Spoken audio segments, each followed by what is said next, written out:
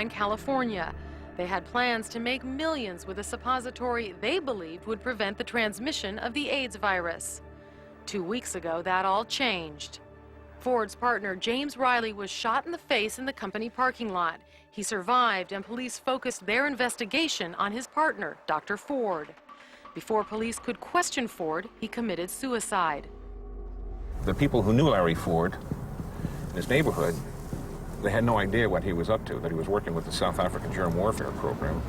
Larry Ford was messing around with chemical biological warfare agents, and he was mutating germs. He had perfected these germs and mutated them to the point that they had absolutely no known antidotes. No known antidotes. They're in the house, there are cops going in there. What do you do? Fitzpatrick dialed the police to warn them. We checked the home, we found some 20 to 30 of these baby food jar-sized containers. We found a half-liter bottle, and we removed these substances. We've sent them to a laboratory. They're still being tested. We still don't know what they are. So what was Larry Ford up to? And on whose behalf was he working? Larry was a wonderful fellow, mad as a hatter. He used to rock up in South Africa, having flown intercontinental flights with a trousers pocket full of goodies in sealed vials that he claimed were new and wonderful organisms and could do the most wonderful things on Earth. Larry Ford had mutated cholera, typhoid, anthrax, botulism, bubonic plague, and had also come up with germs that he called kaffir-killing germs.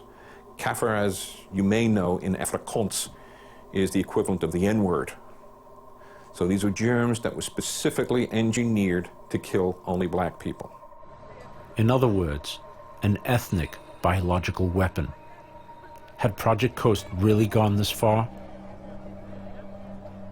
From the beginning, this idea of can we find a way to control the size of the black population was considered one of the most important areas of research. It got even more important over time as the size of the black population and the seriousness of the uprisings increased. So that's one reason why they got into genetic modification, research into is there a way to have contraceptives that could somehow basically sterilize blacks without them knowing it, and kind of all kinds of what at the time, or in hindsight, seemed like pretty far out research. There was some talk about an ethnic weapon. Project Coast working on, there was, quote, black bomb. That was great, yeah, that was the most fun I've had in my life. That whole episode of the ethnic weapon was very well set out in court, in the court papers.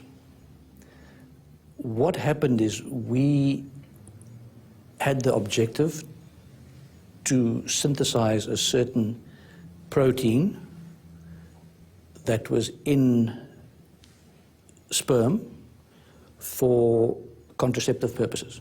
The objective was that if you could immunize a woman against sperm, then you would make her infertile. We were asked to do this by another country who had a